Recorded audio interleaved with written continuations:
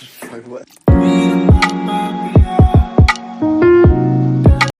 And welcome back to my YouTube channel.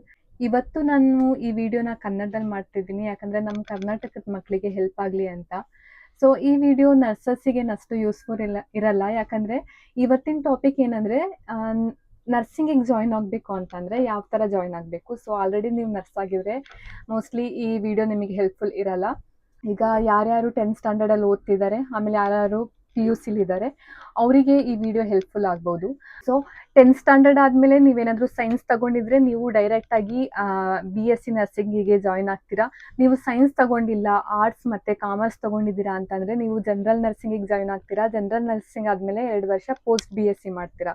So science ತಗೊಂಡಿದ್ರೆ nursing 4 ವರ್ಷ ಇರುತ್ತೆ. ನೀವು science ತಗೊಂಡಿಲ್ಲ, ಕಾಮರ್ಸು ಮತ್ತು ಆರ್ಟ್ಸ್ ತಗೊಂಡಿದ್ದೀರಾ ಅಂದರೆ ನರ್ಸಿಂಗ್ ನಿಮಗೆ 3 ವರ್ಷ ಮತ್ತು 2 ವರ್ಷ 5 ವರ್ಷ ಆಗುತ್ತೆ. First of all BSc nursing ಬಗ್ಗೆ ಹೇಳೋಣ. 4 ವರ್ಷ ಇರುತ್ತೆ. ಪ್ರತಿ ವರ್ಷ ನಿಮಗೆ ಒಂದೊಂದು ತಿಂಗಳು ಹಾಸ್ಪಿಟ್ಲಿಗೆ ಪೋಸ್ಟಿಂಗ್ ಇರುತ್ತೆ. ಅಲ್ಲಿ ನಿಮಗೆ ಯಾವ ಥರ ಕ್ಲಿನಿಕಲ್ ಎಕ್ಸ್ಪೀರಿಯನ್ಸ್ ಸಿಗುತ್ತೆ, ನಿಮಗೆ ಯಾವ ಥರ ಇಂಜೆಕ್ಷನ್ ಕೊಡಬೇಕು, ಯಾವ ಥರ BP ಚೆಕ್ ಮಾಡೋದು, ಆಮೇಲೆ ಸಣ್ಣ ಪುಟ್ಟ ಪ್ರೊಸೀಜರ್ಸ್ ಹೇಳ್ಕೊಡ್ತಾರೆ. ಅಷ್ಟೇನು ಪರ್ಫೆಕ್ಟಾಗಿ ನಿಮಗೆ ಎಲ್ಲ ಕೆಲಸ ಕಲಿಯೋಕ್ಕೆ ಚಾನ್ಸ್ ಸಿಗಲ್ಲ ನೀವು ನರ್ಸಿಂಗ್ ಮಾಡ್ತಿರ್ಬೇಕಾದ್ರೆ. ಬಟ್ ಸಣ್ಣ ಪುಟ್ಟ ಪ್ರೊಸೀಜರ್ ಎಲ್ಲ ಕಲಿಸ್ಕೊಡ್ತಾರೆ ನೀವು ಕಾಲೇಜಲ್ಲಿ ಇರಬೇಕಾದ್ರೆ. ಮತ್ತು ನೀವು ನರ್ಸಿಂಗ್ ಮಾಡಿ ಮುಗೀತು ಅಂತ ಅಂದರೆ ನಿಮಗೆ ಆರಾಮಾಗಿ ಹಾಸ್ಪಿಟ್ಲಲ್ಲಿ ಎಲ್ಲಿ ಬೇಕಾದರೂ ಜಾಬ್ ಸಿಗುತ್ತೆ. ಲೈಕ್ ಹಾಸ್ಪಿಟ್ಲಲ್ಲಾದರೂ ಮಾಡ್ಬೋದು, ಕ್ಲಿನಿಕಲ್ಲಾದರೂ ವರ್ಕ್ ಮಾಡ್ಬೋದು. ನಿಮಗೆ ನರ್ಸಾಗಿ ವರ್ಕ್ ಮಾಡೋಕ್ಕೆ ಇಷ್ಟ ಇಲ್ಲ ಅಂತಂದರೆ ನೀವು ಕಾಲೇಜಲ್ಲಿ ಲೆಕ್ಚರಿಂಗ್ ಕೂಡ ಮಾಡ್ಬೋದು. ನೀವು MSc ಮಾಡಿಕೊಂಡ್ರೆ ಆರಾಮಾಗಿ ಟೀಚರಾಗಿ ವರ್ಕ್ ಮಾಡ್ಬೋದು ನೀವು ಕಾಲೇಜಲ್ಲಿ. ಲೈಕ್ ತುಂಬ ಜನಕ್ಕೆ ನರ್ಸಾಗಿ ವರ್ಕ್ ಮಾಡೋಕ್ಕೆ ಇಷ್ಟ ಇಲ್ಲ, ಬಟ್ ಆಲ್ರೆಡಿ ನೀವು ನರ್ಸಿಂಗ್ ತೊಗೊಬಿಟ್ಟಿದ್ದೀರಾ, ನೀವು ನರ್ಸಿಂಗಲ್ಲಿ ಕರಿಯರ್ ಸ್ಟಾರ್ಟ್ ಮಾಡಿಬಿಟ್ಟಿದ್ದೀರಾ ಅಂತಂದರೆ ನೀವು ಹಾಸ್ಪಿಟಲ್ ಜಾಬ್ ಬಿಟ್ಟು ನೀವು ಕಾಲೇಜಲ್ಲಿ ಮಕ್ಕಳಿಗೆ ಓದಿಸ್ಬೋದು. ಲೈಕ್ ತುಂಬ ಆಪರ್ಚುನಿಟೀಸ್ ಇರುತ್ತೆ ನರ್ಸಿಂಗ್ ಮಾಡಿದರೆ. ಯಾಕಂದರೆ ನಾವು ಕರಿಯರ್ ಚೂಸ್ ಮಾಡೋದು ಒಂದು ತುಂಬ ಇಂಪಾರ್ಟೆಂಟ್ ಡಿಸಿಷನ್ ಆಗಿರೋದ್ರಿಂದ ನರ್ಸಿಂಗ್ ನೀವು ಚೂಸ್ ಮಾಡಿದರೆ ಯಾವತ್ತೂ ಯಾಕಾದರೂ ನರ್ಸಿಂಗ್ ಮಾಡಿದ್ನು ಅಂತ ಯಾವತ್ತೂ ಅನಿಸಲ್ಲ. ಯಾಕಂದರೆ ಅಷ್ಟು ಚೆನ್ನಾಗಿ ವರ್ಕ್ ಮಾಡೋಕ್ಕೂ ತುಂಬ ಇಂಟ್ರೆಸ್ಟಿಂಗ್ ಇರುತ್ತೆ, ಓದಬೇಕಾದ್ರೂ ತುಂಬ ಇಂಟ್ರೆಸ್ಟಿಂಗ್ ಇರುತ್ತೆ. ಲೈಕ್ ನಮ್ಮ ಕರ್ನಾಟಕದ ಮಕ್ಕಳಿಗೆ ಎಕ್ಸ್ಪೆಷಲಿ ಕನ್ನಡ ಮೀಡಿಯಮಲ್ಲಿ ಓದಿ ಬಂದಿರೋ ಮಕ್ಕಳಿಗೆ ಸ್ವಲ್ಪ ಟಫ್ ಆಗ್ಬೋದು. ಯಾಕಂದರೆ ನಮ್ಮದೆಲ್ಲ ಸಬ್ಜೆಕ್ಟ್ಸ್ ಕನ್ನಡದಲ್ಲಿರೋದ್ರಿಂದ ಸಡನ್ನಾಗಿ ನಾವು ಇಂಗ್ಲೀಷ್ ಮೀಡಿಯಮಿಗೆ ಲೈಕ್ ಸೈನ್ಸ್ ತಗೊಂಡು ನಾವು ನರ್ಸಿಂಗಿಗೆ ಬಂದಿದ್ರೆ ಆಲ್ಮೋಸ್ಟ್ ನಾವು ಇಂಗ್ಲೀಷ್ ಸ್ವಲ್ಪ ಸೈನ್ಸಲ್ಲಿ ಕಲ್ತಿರ್ತೀವಿ. ಯಾಕಂದರೆ ಸೈನ್ಸಲ್ಲಿ ಎಲ್ಲ ಸಬ್ಜೆಕ್ಟು ಇಂಗ್ಲೀಷಲ್ಲಿ ಇರೋದ್ರಿಂದ ಸ್ವಲ್ಪ ಆವಾಗ ಇಂಗ್ಲೀಷ್ ಕಲ್ತಿರ್ತೀವಿ. ಸೈನ್ಸ್ ಆದಮೇಲೆ ನರ್ಸಿಂಗಿಗೆ ಬಂದರೆ ಅಷ್ಟು ಕಷ್ಟ ಅನಿಸಲ್ಲ. ಈ ಕಾಮರ್ಸ್ ಮತ್ತು ಆರ್ಟ್ಸ್ ಓದಿರೋ ಮಕ್ಕಳಿಗೆ ನರ್ಸಿಂಗ್ ಬಂದೋದ್ರಿಂದ ಸ್ವಲ್ಪ ಕಷ್ಟ ಅನಿಸುತ್ತೆ. ನೋವರಿಸ್ ಒಂದು 2 ರಿಂದ 3 ತಿಂಗಳಷ್ಟೇ, ಆಮೇಲೆ ಓದ್ತಾ ಸರಿ ಹೋಗುತ್ತೆ. ಅಷ್ಟು ಕಷ್ಟ ಇರಲ್ಲ. ಸ್ವಲ್ಪ ಕಷ್ಟಪಟ್ಟು ಓದಿ ಎಲ್ಲ ಪೇಪರ್ ಕ್ಲಿಯರ್ ಮಾಡಿಕೊಂಡ್ರೆ ನಮ್ಮದು ನರ್ಸಿಂಗ್ ಆದಮೇಲೆ ನಮಗೊಂದು ಲೈಸೆನ್ಸ್ ಸಿಗುತ್ತೆ. ಆ ಲೈಸೆನ್ಸ್ ನಮಗೆ ಸಿಕ್ತು ಅಂತ ಅಂದರೆ ನಾವು ಯಾವುದಾದ್ರೂ ಹಾಸ್ಪಿಟಲಲ್ಲಿ ವರ್ಕ್ ಮಾಡ್ಬೋದು. ಆ್ಯಸ್ ಎ ಫ್ರೆಷರ್ ಕೂಡ ಒಳ್ಳೆ ಸ್ಯಾಲ್ರಿ ಕೊಡ್ತಾರೆ. ನಾವು ಎಲ್ಲಿ ಬೇಕಾದರೂ ಹೋಗಿ ಯಾವ ಹಾಸ್ಪಿಟಲ್ ಬೇಕಾದರೂ ಜಾಯ್ನ್ ಆಗ್ಬೋದು. ಒಂದ್ಸಲ ನರ್ಸಿಂಗ್ ಮಾಡಿ ಎಲ್ಲಾದರೂ ಹಾಸ್ಪಿಟ್ಲಲ್ಲಿ ಜಾಯ್ನ್ ಆದರೆ ಒಳ್ಳೆ ಕೆಲಸ ಕಲ್ತ್ಕೊಂಡ್ರೆ ನಮ್ಮ ಸ್ಕಿಲ್ ಮೇಲೆ ನಮಗೆ ಸ್ಯಾಲ್ರಿ ಕೊಡ್ತಾ ಹೋಗ್ತಾರೆ, ಇಲ್ಲ ಸ್ಕಿಲ್ ಮೇಲೆ ನಮಗೆ ಪ್ರಮೋಷನ್ ಕೊಡ್ತಾ ಹೋಗ್ತಾರೆ. ಈಗ ನಾವು ವಾರ್ಡಲ್ಲಿ ತುಂಬ ಚೆನ್ನಾಗಿ ವರ್ಕ್ ಮಾಡಿದ್ವಿ ಅಂತಂದರೆ ನಮಗೆ ವಾರ್ಡಿಂದ ತೆಗೆದು ICUಗೆ ಪೋಸ್ಟ್ ಮಾಡ್ಬೋದು. ICUಯಿಂದ ತೆಗೆದು ನಮಗೆ ಆಪ್ರೇಷನ್ ಥಿಯೇಟರಿಗೆ ಪೋಸ್ಟ್ ಮಾಡ್ಬೋದು. ಡಿಪೆಂಡ್ಸ್ ಆನ್ ಅವರ್ ಪೊಸಿಷನ್ ನಮಗೆ ಸ್ಯಾಲ್ರಿ ಕೂಡ ಇನ್ಕ್ರೀಸ್ ಮಾಡ್ತಾರೆ. ಸೊ ನರ್ಸಿಂಗ್ ಒಂದು ತುಂಬ ಒಳ್ಳೆ ಕರಿಯರು. ನನಗೆ ಯಾವುದೇ ಮಕ್ಕಳು ಫೋನ್ ಮಾಡಿ ನನಗೆ PUC ಆದಮೇಲೆ 10th ಆದಮೇಲೆ ಏನು ತಗೋಬೇಕು ಅಂತಂದರೆ ನಾನು ನಿಜ ಇದೇ ಪ್ರಿಫರ್ ಮಾಡೋದು. ಯಾಕಂದರೆ ನರ್ಸಿಂಗ್ ತುಂಬ ಒಂದು ಗೋಲ್ಡನ್ ಆಪರ್ಚುನಿಟಿ ಕರಿಯರ್ ಸೆಟಲ್ ಮಾಡ್ಕೊಳ್ಳೋದಕ್ಕೆ. ಈವನ್ ಇಂಡಿಯಾ ಆಗಿರ್ಬೋದು, ಔಟ್ ಆಫ್ ಇಂಡಿಯಾ ಆಗಿರ್ಬೋದು. ಲೈಕ್ ಫಾರ್ ಮೀ ನಾನು ತುಮಕೂರಲ್ಲೇ ಓದಿದ್ದು. ತುಮಕೂರು ಅಕ್ಷಯ ಕಾಲೇಜಲ್ಲಿ ಓದಿ ನಾನು ಅಲ್ಲೇ ವರ್ಕ್ ಮಾಡ್ತಾ ಇದ್ದೆ.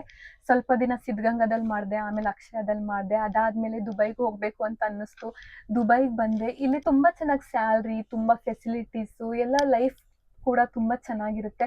ಲೈಕ್ ನಮ್ಮ ನರ್ಸಿಂಗು ಯಾವುದೇ ಡಿಗ್ರಿಗಿಂತ ಕಡಿಮೆ ಏನಲ್ಲ. ಇನ್ನು ನಾನು ಹೇಳಕ್ಕೆ ಇಷ್ಟಪಡ್ತೀನಿ ಅಂತಂದರೆ ಎಲ್ಲ ಡಿಗ್ರಿಗಿಂತ ದಿ ಬೆಸ್ಟ್ ಅಂತಂದರೆ ನಮ್ಮ ನರ್ಸಿಂಗೇ.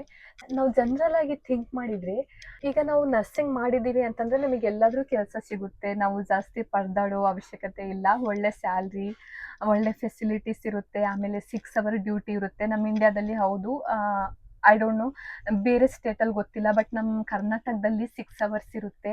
ನೀವು ಬೇರೆ ಕಂಟ್ರಿಗೆ ಹೋಗಿ ನಿಮ್ಮ ಕರಿಯರ್ ಸೆಟಲ್ ಮಾಡ್ಕೋಬೇಕು ಅಂತ ಅಂದರೆ ನೀವು ನರ್ಸಿಂಗ್ ತಗೊಳ್ಳಿ. ಈಗ 10th ಆದಮೇಲೆ ಮಕ್ಕಳಿಗೆ ಯಾರು ಸರಿಯಾಗಿ ಗೈಡ್ ಮಾಡೋರು ಇರಲ್ಲ.